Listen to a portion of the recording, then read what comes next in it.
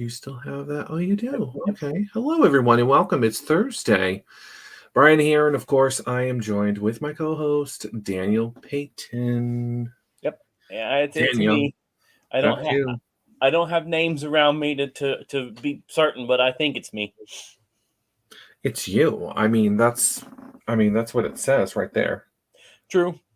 So, yes, So, everybody, we had some guests lined up, and then we had some backouts right towards the end. So it's just going to be the two of us tonight, but we're going to have fun anyways because I've got some stuff to talk about. Brian's got stuff to talk about, so we're gonna have fun. I do. Yes. So, hello, Ashley and John Clark have joined us. Don't forget to Hello. like this and share it. Let people know about it. If you're watching on YouTube, subscribe and make sure you hit the bell to get that notification when we go live each time. Yep. So, yeah. I'm sharing it right now. So yes, I'm doing what I said. So go do that. Well, Valerie has joined us. Hello, Valerie. I might as well do it myself. I normally do. I normally share it. So did anybody have anything extremely clever for April Fools? I don't usually do pranks. I'm not a person to do pranks. I don't like them personally, but I like jokes. I love April Fool's to me. It's more like humor. So if anybody followed my pages, you're going to notice I threw out a bunch of really bad humor on there on April 1st, just because that's what I like. But also in our game for Heroes Rising, we had a special event with two opposing teams playing tug of war, and the two teams were Captain Obvious and Captain Oblivious. So two of the worst possible superheroes in history. Mm. Crazy, crazy, crazy. Okay, I've shared my part. Yay, I've done my part. My grandmother has joined us. Welcome. Hello. Howdy, howdy, everybody. It is April. I can't believe it's already April. Very soon it'll be May, and May is when I start my major convention runs. I'll be doing that for a while, but April is getting things ready time. Absolutely. Yeah. I like April. April's nice now that I live up here. Down south, April's when it starts getting real hot and sticky because it's all that nice tropical humidity starts heading in. And Oklahoma, April's when all the tornadoes are pounding everything. So up here in Michigan, April is just is trying to decide whether or not it's still winter. So we had snow, thick falling snow on Saturday. Yeah. And shorts weather on Sunday. Right. Yeah. Oh, I hear you. We're going through the same thing right now. So it's raining right now. So it was a gloomy day. There was no sun. It was about mid 40s. So just a miserable day. Yeah. So I waited all day for this. Yeah. My day was full of the monotonous things you got to do. I finally, I will admit, I finally filed my taxes. Oh. I hate doing them because being self-employed, I'm a free agent, as they say. I actually not employed by anybody. I'm just hired out for work. Mm-hmm. And the tax system absolutely hates people like me. It costs me way more to file taxes. They take more from me, and I barely make any money. So I was working with H&R Block, and to file, I accidentally filed on their system wrong. I put my information in the basic W-2 form, which is what your standard employee uses. Well, I don't use that. Mine's totally different because I'm not employed by a company. But I put it in there, and H&R Block was like, "Oh yeah, this will be $25 to file," and I was going to get like $1,200 back from that, and I went, oh, wrong form. And so I flipped over to the right form, went back to the process again. They changed from $25 to $114 to file. Yeah. And I got a grand total of $4 back. Yeah. So the tax You're rich. The tax You're system. rich. Don't spend it all in one place. They asked if I wanted direct deposit or a check. I'm like, I want a check. I want the IRS to cut me a $4 check. It's a waste of their time. Oh my goodness. But it's really is not, it isn't fair to self-employed independent artists, stuff like that. It is so hard on people. I learned this before I even really got into this. A lot of the authors and artists I knew, that this was their career. The tax system especially was just not fair to them. And Right. if you think taxes are unfair to everybody else, just be your own employer, be your own employer, and you're screwed. So, and that's why I end up fighting before. I am so fastidious about my taxes. Every year when I was working basic jobs, every year, when as soon as I got my forms, I had those taxes done right away. January, maybe February, I'm done. I'm good. Now Mm. I find myself not wanting to do it because I know what it's going to be. I know it's going to stink. So, but that took half my afternoon, and then we are reinstalling a whole new heat and air system in our house tomorrow. So today was getting all the basement and all where the heat and air system is all cleaned out, moved away so that they can get to it, take out the old one, put in the new one. Tomorrow Mm. afternoon from like 8 in the morning until 6 in the evening, we're supposed to plan to not have any heat or air in this house because they're not going to have it done. So I'm not going to be in the house. I am out of here for as much as I can be because I don't want to be around when it's that uncomfortable.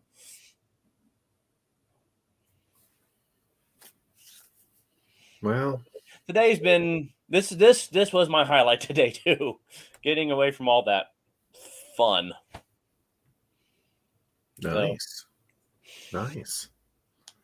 I didn't do anything today, really. No work today? No. No work today. Nobody bothered me. Oh, that sounds nice. Right? Yeah. I'm waiting for it. I know it's coming. Yeah. But so far so good. I mean, knock on wood. I think that Griffin here has learned his lessons and will know what to do from now on. So he's not calling me in the middle of a show or when a guest is on. And I feel so bad. So, yeah. I mean, he's going to have to cover for me when I go on vacation. Yeah, he's got to be able to do it. Yeah. So, well, since we didn't have a guest tonight, I do actually have some topics I wanted to talk about. And the first one is kind of important. We have some good and fun stuff coming up, but this one is a little different. And I'm not going to put any links in here for this, but I want to talk about it. I don't know if anybody here has seen what's going on in the publishing world right now, but there's a problem with Amazon and their return policy, particularly for ebooks. If you purchase an ebook on Amazon, you have 14 days to return it for any reason. Amazon is very customer focused, and I don't fault them for that. But there has been an upswing by literally magnitudes of hundreds of people buying and returning books within that 2-week period. And on TikTok, there has been a lot of TikTokers who are getting on there and telling people, showing them how you can buy a book. And most, avid book readers can devour a book in 2 weeks, way less than 2 weeks. And so they show, well, here's how you buy it, and then you return it and get all your money back. And in their limited mindset, that means, oh, well, no harm, no foul. Well, there is a harm. First of all, every time you return it, any kind of royalty that the author gets is zeroed out. And in some marketplaces, some of the Amazon marketplaces, authors actually pay Amazon per download. We pay for Amazon to basically let people download our book per book. So when you return it, I don't get that money back. So I am literally paying for people to read my book and then give it back to me. And I'm not getting a cent outside of that. Right. And when I say there was an article about it, because there's several different organizations of authors that are putting petitions together to try and get Amazon to reduce that window of return down enough that it's not encouraging this. And there were people, big name authors on there that were talking about how their publisher saw that in January they had, for all their books, maybe 10 returns. And January through the middle of March, from the middle of March to now, they have had, several of them had several hundred book returns within that period of time. So it went from negligible to a massive amount. And if you are buying something, consuming it, and then returning it at full price without any repercussions, that, in my view, is theft. You're stealing from me. You get something and you're not paying for it. That's not fair. Authors struggle hard enough to make any money at this, and it is a hard uphill battle to make any money in publishing. And to have this come around where people are being encouraged to not to get our stuff for free, that's just not right. Yeah. So if you think, I will probably find and post links on my page and other pages about it. There's petitions being signed about this, but we don't want to remove the return policy, because the majority of returns that were done prior to this nonsense were people who would accidentally buy the wrong book. They got book one when they were trying to get book two, or whatever reason. Okay, I fully understand that. That's not a problem, and that was very, very few and far between. But two, you also have people who would buy a book and they read the first few pages of it and go, "Ugh, I don't like this," or "I don't like the editing," or whatever, and they return it. Okay, that's like people who buy the wrong shirt in a store and they get mad and bring it back. It's going to happen. We're not saying don't do that. We're just saying don't give them 2 weeks. You bring that down to a few days, it's going to be a lot less people who can do that. And because it'll be wasting their time to buy and return it if they can't read it. What's the point of this? So, True. and John Clark, who has, I thought John definitely would have seen this because he's definitely more in the writing world here. He said he saw that it affected Terry Brooks and J.T. Williams. I mean, these are big names. I've seen John Clark a writer himself. Yes. I haven't seen anything of John Clark's. I'm still waiting. Is this the one that I'm waiting for, or was that Chris Evans that was supposed to be writing something and never did? That was Chris Evans. Yes. And if you want to post a link to your books, I'm sorry to say this, I don't know. Do you have stuff that's actually published or just stuff you've worked on? If you have stuff that's published, post links on here to them. Let's see what work you've got. Yeah, absolutely. But that's also moving back to this. If you are like what I'm doing, I'm advertising books, putting them out there, help people promote our books to people, because not everybody's going to do this junk. Not everybody's going to buy and return. So we need sales. I mean, and the final straw that breaks this back of it is that if you have a books returned so many times, the Amazon algorithm starts to ping you as though there's something wrong with your book. And therefore, that's why people aren't keeping it, and they will remove your book. They will remove you from Amazon. Now, it has to be a lot, but still, I mean, the author did nothing wrong, and now they're getting kicked off Amazon because of people stealing books. Right. That's just altogether, it's just wrong. So I wanted to bring that up because we needs to be talked about, and it needs to be addressed. Amazon needs to be responsible for this because it's their policy that's allowing this to happen. Well, that's my serious soapbox for the month. I do about one a month, but here we are. It's all right. Everyone's allowed that, right? Yeah, well, and then again, it's very important to me because I've been there. Yeah. So I hope to be there. Well, not there, but I hope to be. I mean, I'll be on Amazon, at some point, but and hope that I don't go through that. So yeah. But I have a ways to go with that, so. Oh, yes, it's a long process. Speaking of which, how goes your book? Which one? Well, the one you want to finish and publish first.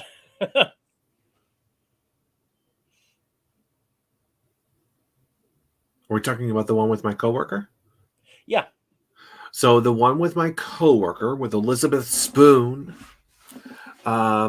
I love that name, Elizabeth Spoon. Is finished. It is finished, and it's in the editing.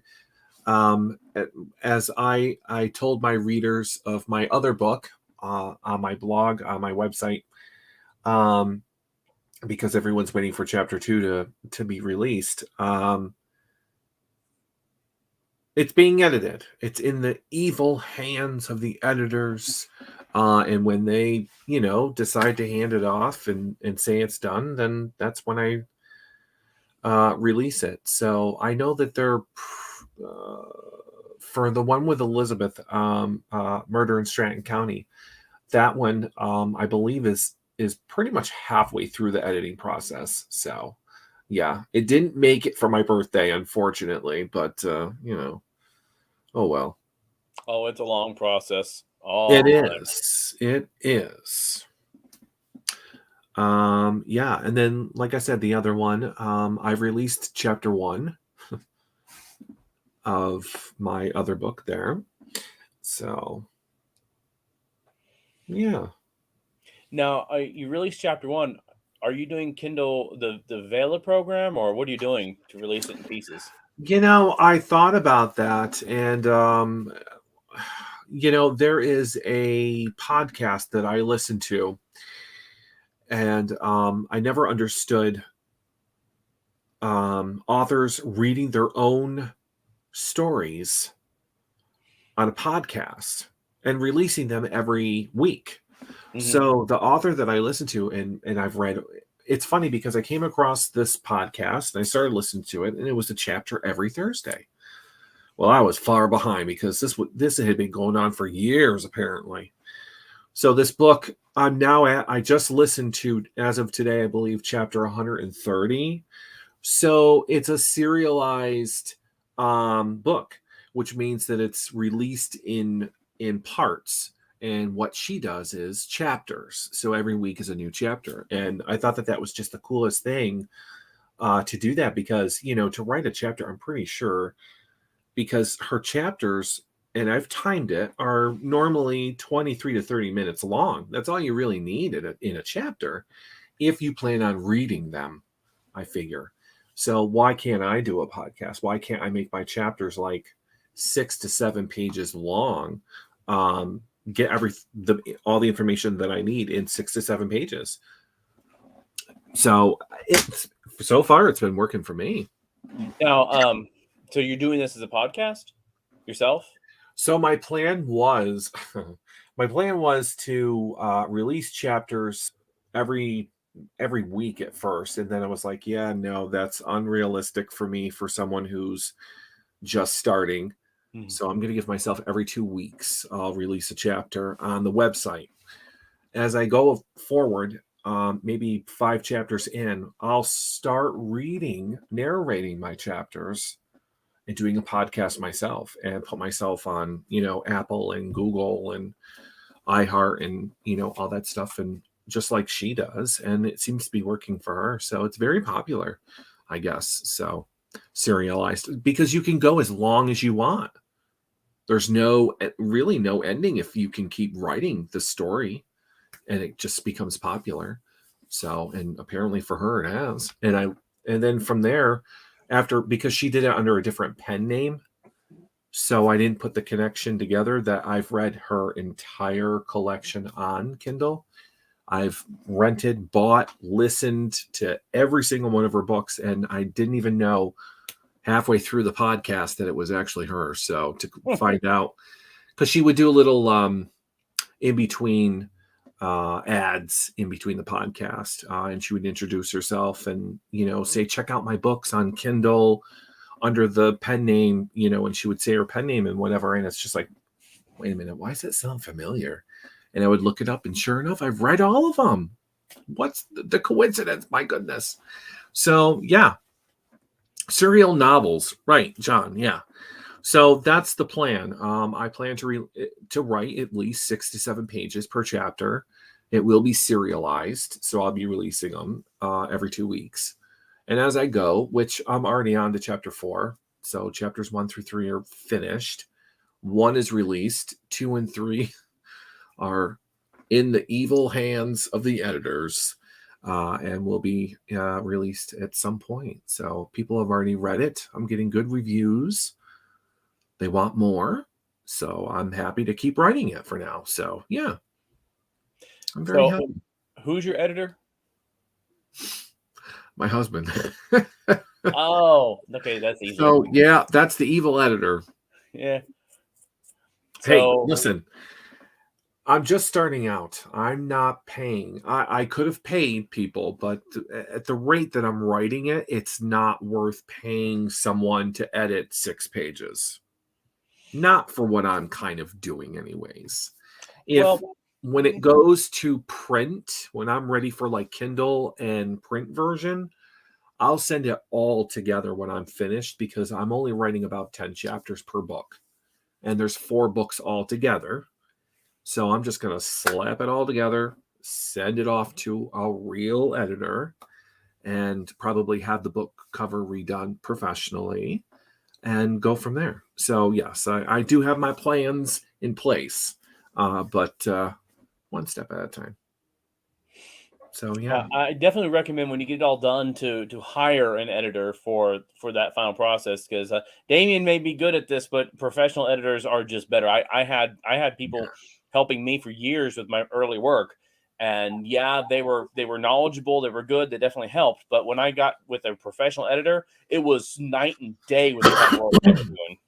Well, I can honestly say that every bit of advice that you have said about editors and what they can do with someone's book is true, even for him. Mm-hmm. He has dissected that book, that chapter, 6 to 7 pages. Actually, I think I wrote 11 pages. It's now down to 6 to 7 pages because he's like, you don't need this. Nope. What? This doesn't make any sense. You should have put this up here. So, I mean, he is smart enough, college educated. So I trust in what he's doing. But I mean, he didn't change too much. But he would ask questions, which is good to get a feeling for what I was writing, and the end result, everyone loved it so far. So yeah, it's working. I can't wait. I'm excited. It gives me something to do. Well, and you're definitely working on it. That's the important part. Now you understand the methodology of work, of constantly working on it. There's no end. There's no end. Even when I'm just sitting here doing this with you, it's rolling around in my head. I'm talking about it. I'm posting about it. I'm dreaming about it. It's in my head. Ryland Mason is in my head. Always. Yeah, see, my problem right now is I'm working on 4 different stories at the same time. So I have to sort out what I'm working on at times. Yeah. Well, I got the 2. I mean, the other one is still technically being edited, and she's sending me I can't say revisions, but changes. We'll put it that way. Take this out. I want you to put this in there. And then she'll be reading, because we use Google Docs, so we can see each other, as we type and write, which is pretty cool. Yeah. It's just madness. So I'm like, I have to take a break from this and work on this other chapter, because everyone's like, where's chapter 2? Where's chapter 2?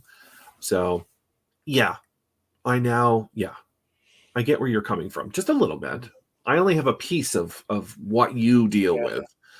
So my problem is that I'm working on a story for Heroes Rising, which has been long running. I'm also working on a Christian sci-fi dystopian book a new one that I've been working on for a while. I'm editing a different book that's it's not even fantasy or sci-fi.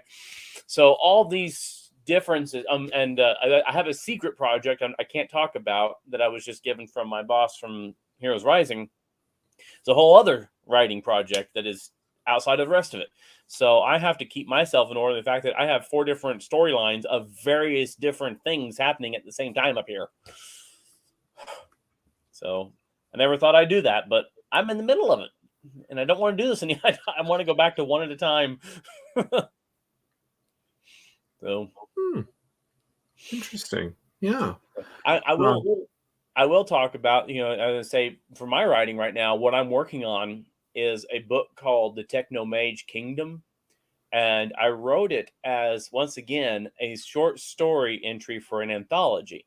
But the person who had this anthology made a big mistake. She said, no word limit. But make it a short story. She doesn't know me.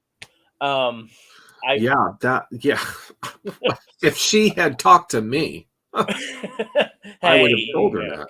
Yeah, I'll own it. I'm not. I'm bad. So I sent her this 30,000+ word Yeah, short see? story, Yeah, uh, exactly.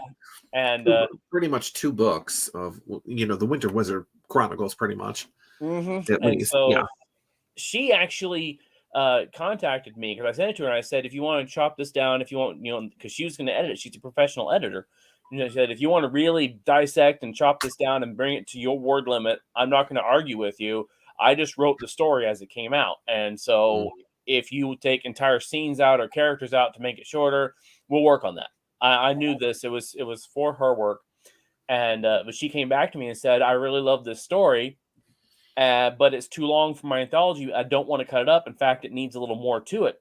So why don't you take it and finish it, or work on it, and make it more of a book, and then publish it yourself? So that became the Techno Mage Kingdom. And yes, it's very strange. It's not. It's Christian fantasy and science fiction. It's more like science fantasy, kind of like Star Wars is the blend of fantasy and science fiction. Yeah. That's what this is. And instead of being like Remnant is very just Christian up front, the this story is a more analogy. It's kind of like the Chronicles of Narnia is not really directly a Christian story in your face. It's an analogy of Christianity and all that. So Right. that's what I'm working in, and that's a very different way for me to write in this. So it's very different. It's actually a darker story than I've ever written before when it comes to some of the subject matter in it. And this Is story, hmm? so is this something that you're working on because of Prince of Cats? Is I'm that what it actually is? Prince I'm of actually Cats? considering, when I get it done, I'm going to present it to Alexi and see if he's Okay. interested in publishing it. But it's far from ready because, as I said, I'm going through it again. I already ran through it when I sent it to her. I'm going through it again to, as she put it, I did consolidate and condense story elements to try and keep it from being a full length novel to begin with. Well, now that I'm trying to make it a full length novel, I'm going back and taking where I have like one 3 sentence paragraph to describe from point A to point B in the story. I'm Mm, taking that and actually giving you the visual and audio and all the experience from point A to point B, which gives you yeah. more words, but tells more story, gives more character, world building, that kind of stuff. So I'm able to construct a bigger world with this, and it's fun. This, as I said, the story is set again like Star Wars. I use that reference because it makes sense to me. Uh, Right. Yeah. it's not in our universe. This is just a story that's a whole different universe, whole different world, uh, and it has spaceships and space travel and all that. But there's magic. The magic is more technical science than it is like mystical. And the main character is a man named Noriel, who is a techno mage, and that means his magic is actually pure electricity. He can control and use electrical powers, Oh. and which also give him control over magnetism because he has electromagnetic abilities. And he's protecting a red crystal point that is a key, and it gets lost and taken by bad people after they take all the energy out of a man's wife, thus kind of killing her. Her energy is living inside somebody else. And so the main character takes the man, the body of the wife, and chases them to a world where these people are from. And they Mm, are very pagan, very evil, cult, horrible people. And it's the story of on this planet where he's at, how he tries to save her, but what it turns into is a revelation of who he really is. This techno mage is not who he appears to be at the beginning, and it's big story, big adventure. And I'm after reading it through a second time, I'm like, yeah, I can see why she liked this. I'm enjoying working through my own book. Usually, when I'm working through a book that I've written, I'm sitting there going, ugh, this is garbage, and it's just a writer's habit. This one I mm, think is good. So I think it's going to be very different style of mine. I said I actually introduced a lot of darker elements in this one, um, darker subject matter, not just dark elements. It's not like horror or gore or anything. It's more mm. dark subject matters into this one. This is definitely a grown up book. It's not for kids. And so it's been interesting working on it again, and I'm having fun. I'm just very curious what kind of reception it'll have once I get it published. If I get it published, that's always an if. So what has been the reception when you've told people that that you're writing this? I haven't talked too much about it, No. albeit she looked at it and several others on because she created a Facebook private group where all authors who she invited to participate in this anthology got together, and we post our own works and review each other's, help each other, out as we were going. It's kind of like a writer circle, and so far had a lot of positivity from everybody. They really liked the story, and her saying that she really wanted it to be turned into a book was very good. And it says there's a lot there. So it's different. The one thing that's been interesting is that when we wrote this to begin with, she had a universe that she built, how magic works, the name of the republic, a lot of these elements that all the stories had to have in them, so they all were a unified universe. It's like everybody writing their own Star Wars story, your own characters and world, but it's in the Star Wars universe. Well, when I got it back, she said, I want you to turn this into a book. However, take all these elements out that are from my story because this will be yours. And I don't want you, Yeah. I'm like, I totally understood that. It's just, that was actually harder than I thought. Cause you're weaving all this into the story. So as you're working on it, you're like, okay, oh, that's right. I mentioned this here. Oh, I got to change that name there. That was different. Well, yeah, I could see how that would be, how far is it to being done? Oh, I've got at least 10,000 words more to add to the story, so it's considered novel length because it's now just over 40,000 words. But again, I don't want to write fluff. I'm not going to just write words to add words to it. Right. I want to write subject. I want to write stuff that impacts the story or builds the world or builds the characters. Which is going to take time because what you thought was finished is technically not. And now you have to, add to it. So, it's going to take time to kind of think of, okay, what to do here. Yeah. How do I, in this scene here, it's really good, but it's really quick. So here's an opportunity for me to add some story. But what do I add here that's not just useless words? What makes this important? That can be very hard. That can be very, very difficult. But at the same time, a challenge makes you grow. So that is true. That is true. I still think that we need to put together yet another writing challenge because we have people like John Clark and other people that we could invite. I could reach out to people and we could do another writing challenge and see what we get for the new, because it won't be this. The last time it was always the Brian and Sherry writing challenge. This time it'll be the Brian and Dan.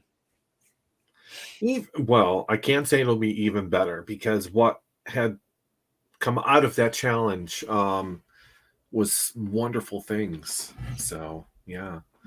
And I could even add myself to that challenge. I think this time, right? Well, the people who are watching or listening, listen in, because my thought on this, I'm not setting it up yet. My thought on this is that Brian and I could each be contributing to this anthology, what's coming up, but neither of us, of course, can, I don't know if we're going to win or we're going to have contest in this, but we'll definitely be a part of it, but you will join us in this. So, John Clark says sort of what we're doing in the Heroes Rising forum with Mark, Chris, Chuck, Ralph. Yeah, they have an ongoing story in the Heroes Rising game fan forum, and they have built their own storyline, and each one of them contributes to it. But that storyline has elements that they all have in it, so you're not just writing independent stories, throwing them together. So, Mark, as in Mark that watches us. Bizantz. Right? Bizantz. Yeah, him. Okay.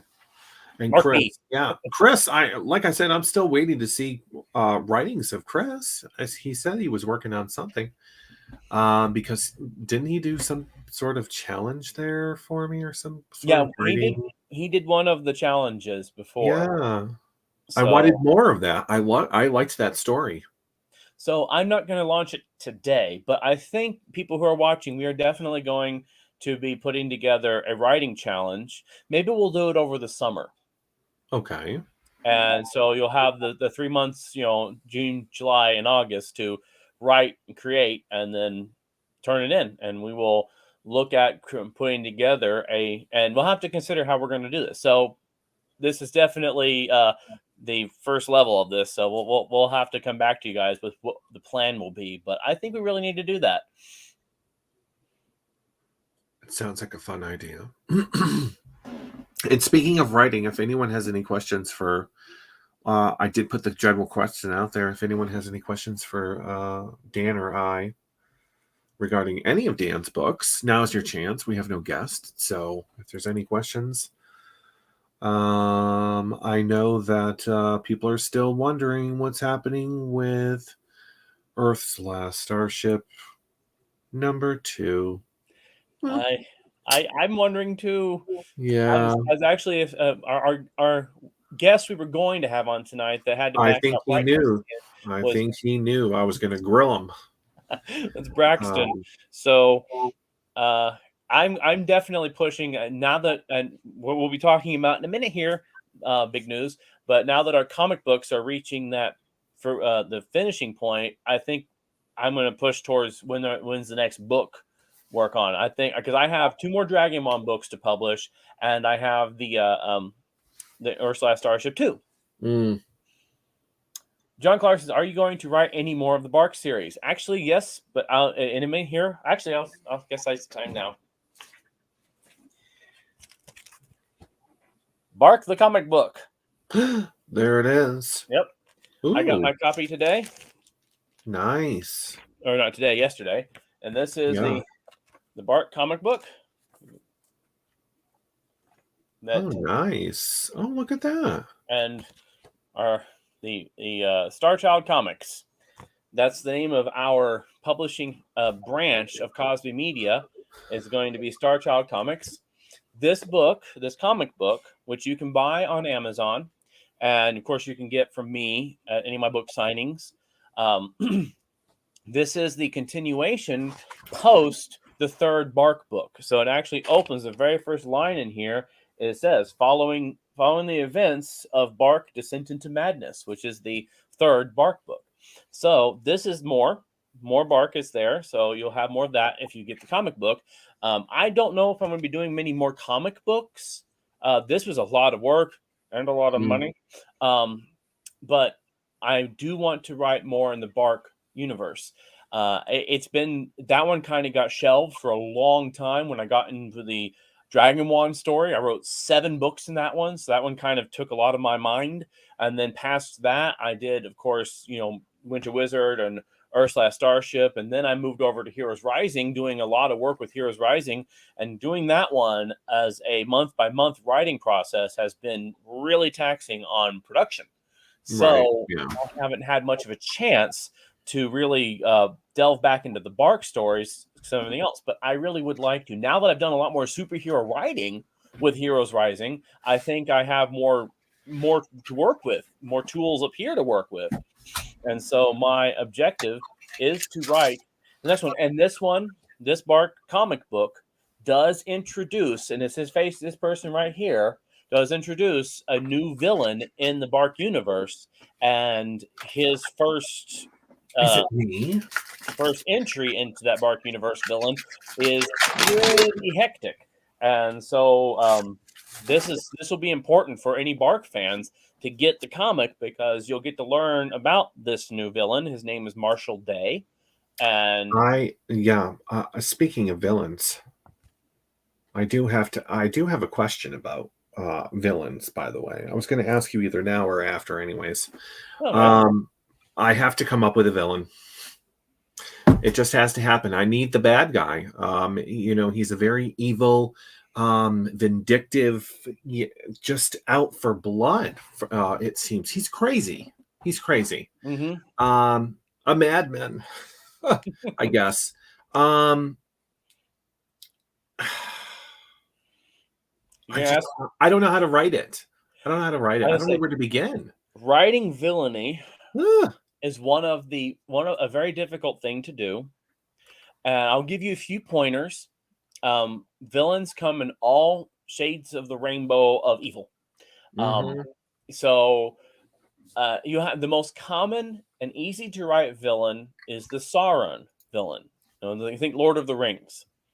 He's evil because he's evil. However, that can be a bad thing. For Lord of the Rings, it worked because Tolkien, his storyline made Sauron not mortal, not human or mortal kind of any kind of mortal kind.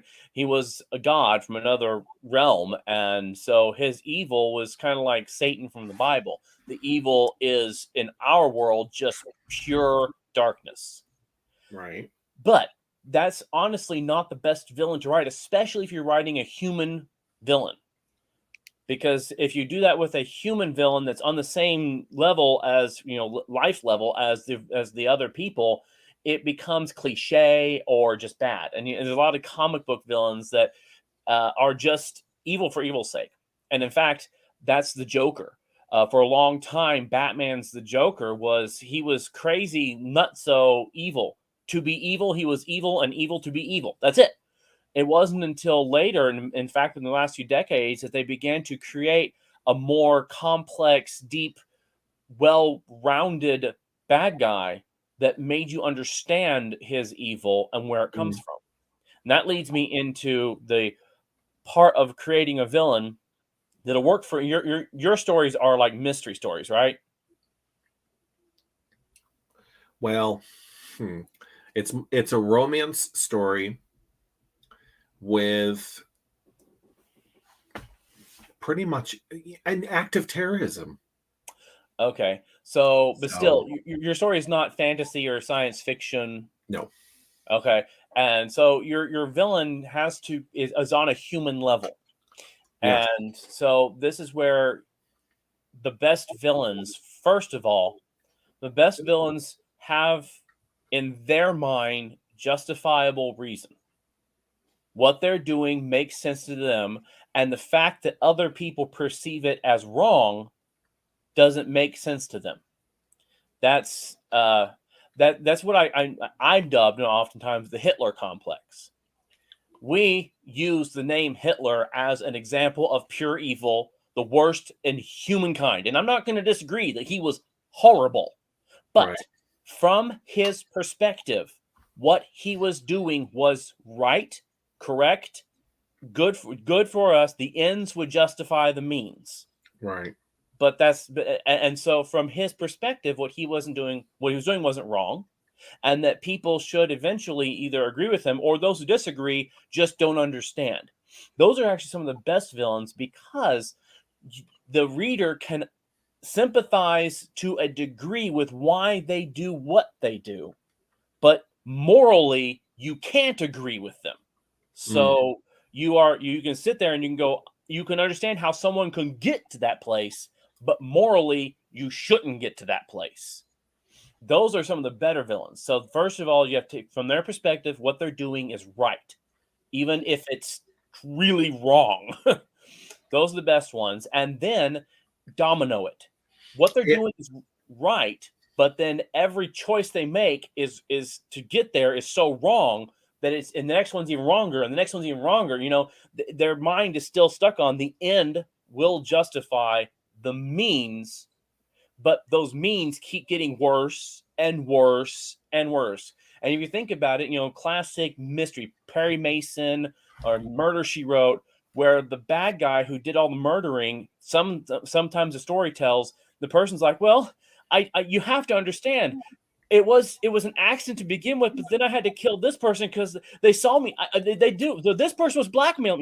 In the end, they were being blackmailed. They were being fired from the job. Their kids were being kicked out of school. Whatever. And so they did one wrong thing, but to try and cover it up, they did a wronger thing. And because he's not covering anything up. So this is being done to get back at somebody. Yeah. To ruin his life, to ruin his career. And that's a so really he knows what he's doing is wrong. I say that's a really good, easy villain to work with because you can spin it. You might take some rewriting, but you can spin it to the reader. It's like at point A where the revenge started. Yep. if you were in his position, you would be just as mad, just as indignant, and just as wronged as he is in that place. But instead of taking this path of revenge this way, you would have done the better thing this way. And so Right. that's a really good place to start with the villain, is to start so that the reader looks at the villain and goes, from at point A, I agree with him. But point B is where he took the wrong path, and point B has led to this, and also it shows that when he was wrong, instead of just being angered and feel injustice, he's wronged and he feels anger and turns evil. Mm-hmm. So that's actually really good, a really easy but good starting point for any villain is to work against a wrong that everybody agrees is wrong. Right. Yeah. I'm just finding.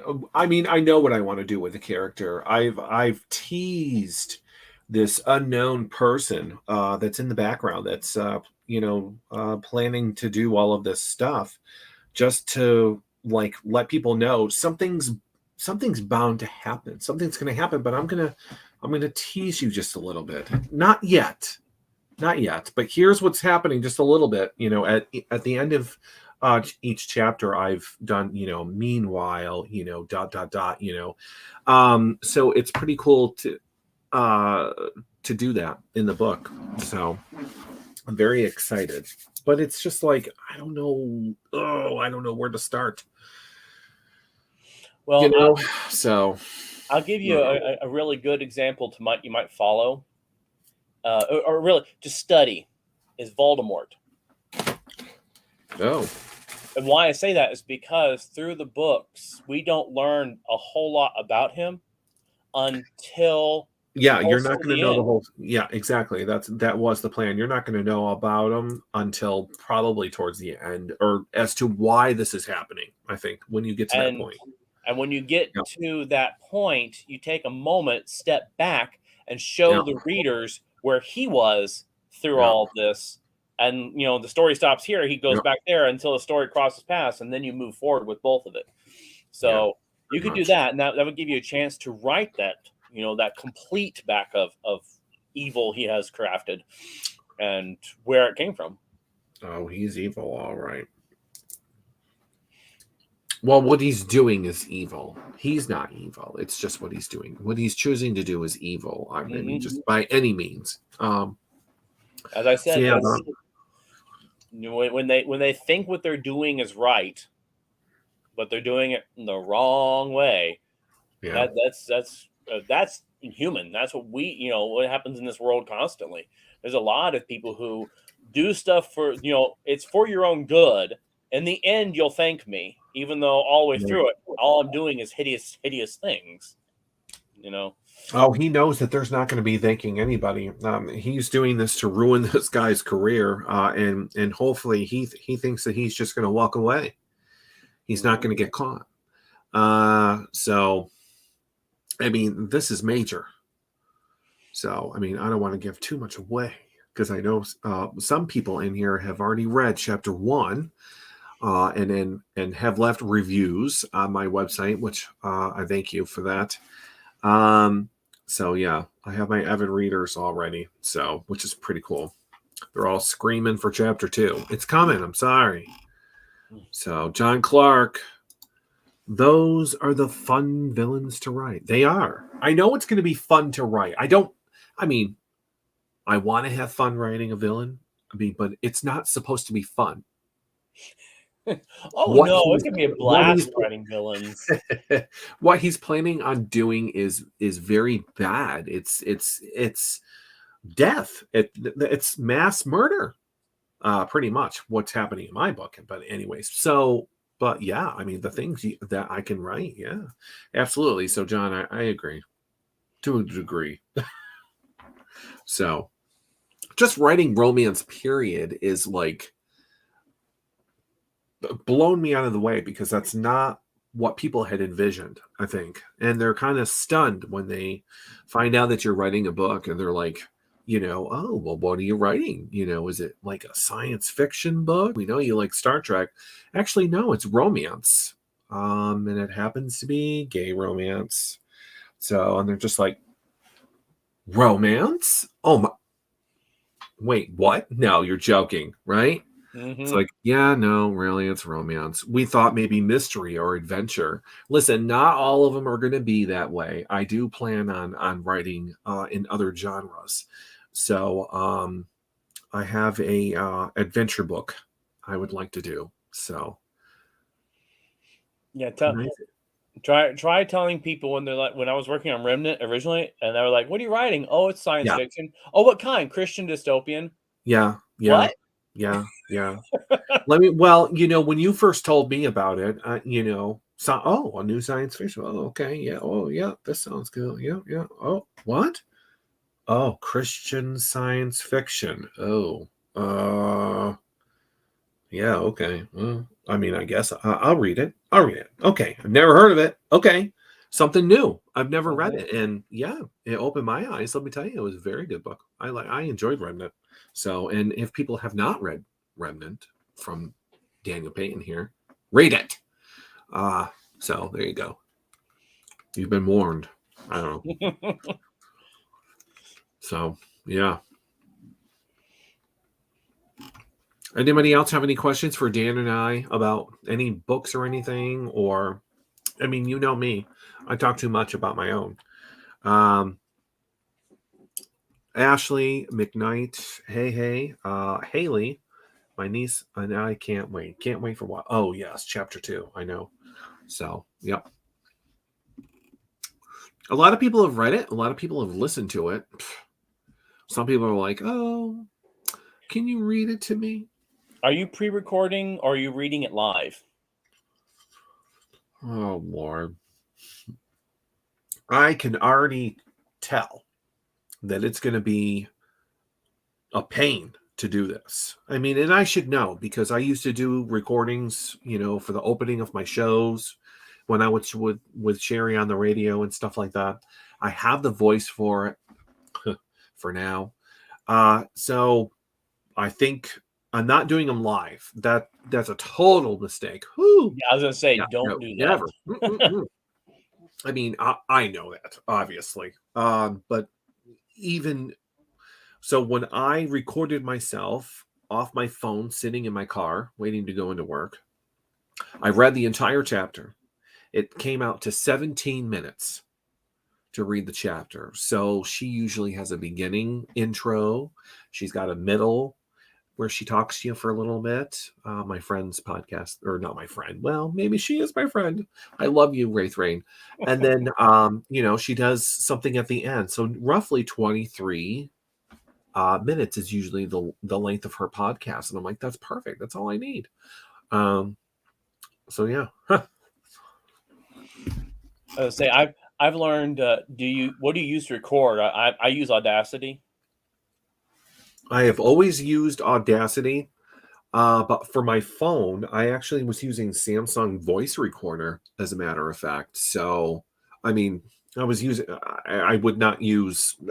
Here, I would probably use Audacity. I've always used Audacity because it's easy to cut, add and move things around with that program to make music and stuff. That's what I use to make all of my intros and everything. I love Audacity. So yeah. Besides the fact it's free. Mm-hmm. I have a friend who's Oh, helping me work it better. I'm thinking about doing this myself. I want to take from my Heroes Rising friends. I want to take some of my Heroes Rising stories and do like what you're doing, do a serial podcast, and I want to find platforms to put it on. And let so me I tell you, think it'll be fun. I'm going to be going back to Spreaker. Um, I think Spreaker, depending on how you get on there, will distribute to Apple Podcast and iHeartRadio and Spotify and Google Podcasts and whatever. But I know there's a cost somewheres, I'm sure. I Always can't is. exactly remember what it was. And then you can pay $100 and you can do your own Apple app where they create it for you, or one for the Android for Google Play. And then every time you use Spreaker, it automatically, like I used before, I have my own little app. You can subscribe, and people download and listen to your stuff. So that's the route I'm going at some point. It's the newest thing, and it's very popular. Serialized, books and novels and stuff like that. Just reading chapters and getting subscribers and continuing on. Like she's on chapter 130 for crying out loud, Well, I got to thinking I did almost 100 episodes of my podcast. I was doing them live on Facebook for my that Joshua of Egypt story when I was reading it piece by piece. Yeah. And I did almost 100. So yeah, I could definitely see that. And I'm reading that one. If you broke it just in you said 20 minutes, I did way longer on most of those. So yeah, I might give it a try. If people want to listen to me read it, I'd be glad to do it. I've always wanted to branch out to podcasts like that and see what it's like. It's pretty cool. It really is. It's fun, I think. So, well, it looks like we're getting close to done. I actually just got a message. I know who our next week's guest is going to be. We've got John Marks, whose company is Brazen Monkey. And I have met him for years at Comic-Cons. He does charity work. He's a prop builder. But he builds for Comic-Cons massive props that represent like characters like Toothless from How to Train Your Dragon, the big Battle Cats from the He-Man cartoon series he did recently. He's done all kinds of stuff. Really amazing work. Really incredible work. And he's a great guy. So I've been talking to him, trying to get him to come on to be a guest. And he just said yes. So next Thursday, we're going to have a totally different subject than we think we've ever had on the show. And that's prop building. And I'm excited to see if he goes to show us anything, but also just, hear some of his stories. He's done some great stuff, has a lot of celebrities who've stopped by to get pictures with his stuff. So I'm just looking forward to having him on here. So next week is going to be fun. Oh, I can't wait. Yep. Lots of fun. Mm-hmm. Nobody has any questions at all. Why is everyone so quiet tonight? It's Thursday. Come on. Get with the program here, folks. We're early. Come on. Don't make me tell bad jokes, people. I will. Yeah, really. My goodness. Oh my goodness. Well, here's a little tidbit. Most people don't know this about me. Of my many different things and fandoms, and you can see all around me, Star Trek, Star Wars, Doctor Who, Lord of the Rings, all kinds of stuff around me. One thing that I'm a big fan of in superheroes is the character Storm. Storm is my favorite character. And just recently, I joined a page here on Facebook that are all fans of the character Storm. Didn't even know they had a page like that. And someone on the page mentioned, I think that they have cards. He had a couple of the trading cards from back in the 90s of the character. Back then, I collected every single Storm card that was made, and including some very rare special things that they did. And so I pulled up my book and I took pictures of all my cards and posted on that page, and it's blowing it up of people on there that are like, I've never seen those before. And like, yep, that was a decade of obsession there. There's a group for everything on Facebook. I might need another group for that too. But yeah, so that's an interesting little tidbit about me, is that my favorite superhero happens to be Storm. And people always ask me, why Storm? Well, when you grow up where the weather tries to kill you on a regular basis, the idea of being able to control weather is a dream. Mm-hmm. So as a kid in Oklahoma, Storm was the type of superhero I wanted to be. I wanted to be able to stop those tornadoes. I wanted to be able to reduce that ridiculous heat, But I couldn't do it, but I could at least imagine it. Right. Absolutely. Mm-hmm. Who's your favorite superhero? Do you have a favorite superhero? I really don't watch that stuff, to be honest with you. And I know that's pretty sad. But I'm a Superman person. Classic. He's my favorite. Superman is, if I had to choose one, it's Superman. So I grew up, with, Christopher Reeves and getting to know those movies were around when I was growing up. So that's what I watched was Superman. Spider-Man, was popular when I was growing up, but I didn't really care for a guy that can shoot, crap out of his wrists and whatnot. So some of the movies were cool or whatever, but no, it was always Superman. So yep. Well, it's 9:00, and Uh-oh. people have more questions. So That's right. I If think they we'll have say any goodnight. questions, I do want to promote again because I said I would. Star Child Comics, which if I can get it close enough, can I get that? Yeah, Star Child no. Comics. It has published mine, Keshawn Dodds, Braxton Cosby, and Lawrence have all published their first comic, and they're all connected to their own superhero book series. Yeah. And so mine is available. I'm actually not 100% certain it's currently available, but it will be very soon if it isn't. You can buy it on Amazon. You can get your own copies of it. It's print on demand, so they'll print it for you. But I also am going to have a selection of them, and I'm going to be at Motor City Comic Con in the middle of May. I'll be at Rocky Top Games in Knoxville, Tennessee at the end of May, and then I'll be in Knoxville again probably at the end of June, and Indianapolis in November, and Atlanta, I believe, in September. So that's currently what I have on my list, but I'm going to have other stuff going around.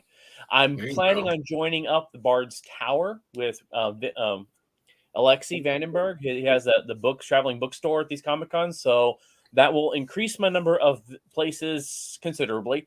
So you'll find out then. But my next one that I know of is Motor City Comic Con in Novi, Michigan, just outside of Detroit. If you're in the area, near the area, come on up. It is an incredible convention, and I will be there signing, and I'll have copies of my comic books. I want to go to a book signing with you.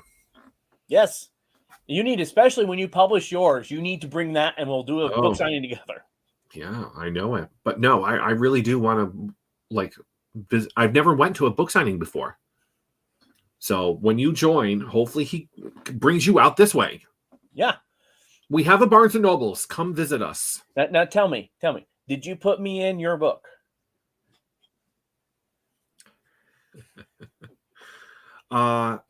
Yes. Well, Daniel Payton is not mentioned in the book. The name Daniel Payton is not mentioned in the book. What's mentioned in the book is Dragon Wand. So yes, I did put Dragon Wand is the name of I had to come up with a PC game that just got released because my character is in marketing. He's in PR with a PC gaming company.